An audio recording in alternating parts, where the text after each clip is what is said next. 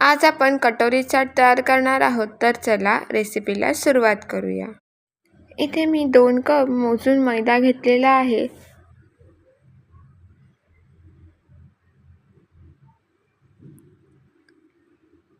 आणि कटोरी जरा क्रिस्पी होण्यासाठी अर्धा वाटी मी रवा घेतलेला आहे। चवीपुरतं मीठ घेतलेलं आहे। आता हे सगळं आपण जसा साधा कणकेचा गोळा मळतो तसं मळून घेणार आहोत।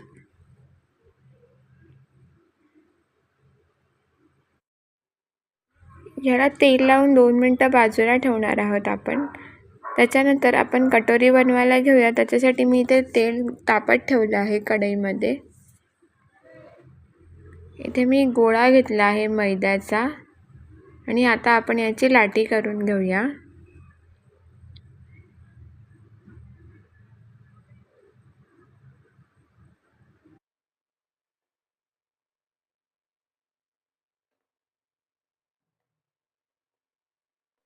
साध्या पुरीसाठी आपण जसं लाटतो ना तसंच लाटायचं आहे हे।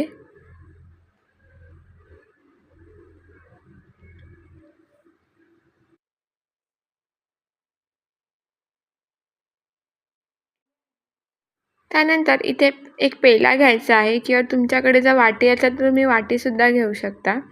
पेल्याच्या मागच्या साईडला हे कवर करून त्याला एका फोकनी थोडीशी अशी या पद्धतीने मागच्या साईडला आपण त्याला छिद्र करून घेणार आहोत।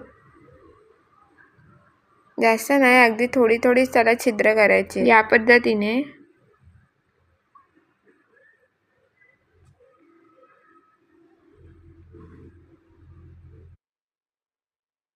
आता आपण कढईचे तेल तापत ठेवलं होतं, त्या कढईमध्ये ही वाटी ठेवायची आहे।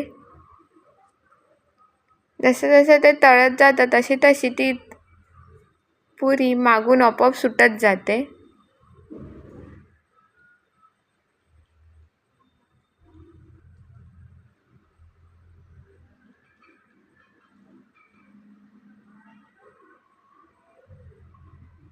या पद्धतीने ती आपोआप सुटत जाते पुरी।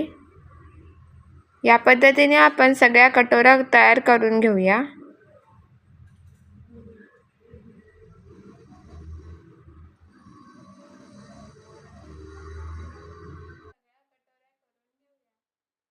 आपल्या कटोऱ्या बनवून तयार झालेल्या आहेत। आता आपण एका बाउलमध्ये जो उकडून घेतलेला बटाटा आहे तो घेणार आहोत। त्याच्यानंतर इथे मी कांदा घेणार आहे एक, जो चिरून घेतला होता। हा सगळा कांदा घेणार आहे मी।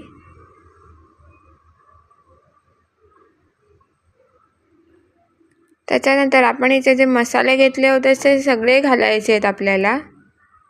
आमचूर पावडर, धना पावडर, जिरा पावडर, लाल तिखट, थोडीशी हळद,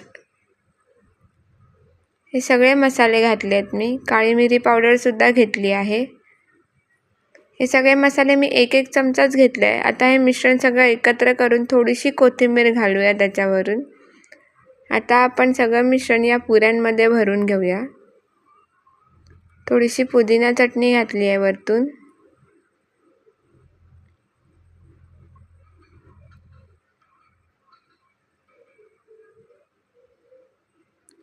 त्याच्यानंतर इथे मी गोड चटणी सुद्धा घातलेली आहे।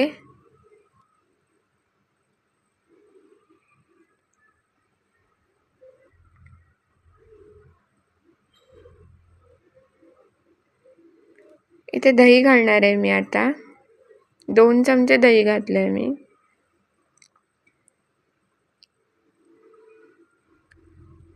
आणि सगळ्यात शेवटी शेव घालणार आहे वरतून।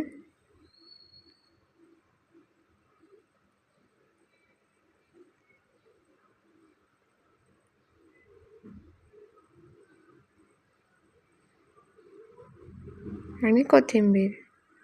या पद्धतीने आपला कटोरी चाट तयार झालेला आहे। व्हिडिओ आवडल्यास लाईक, शेअर आणि सबस्क्राईब करायला विसरू नका आणि मला कमेंट करून नक्की सांगा रेसिपी कशी वाटली।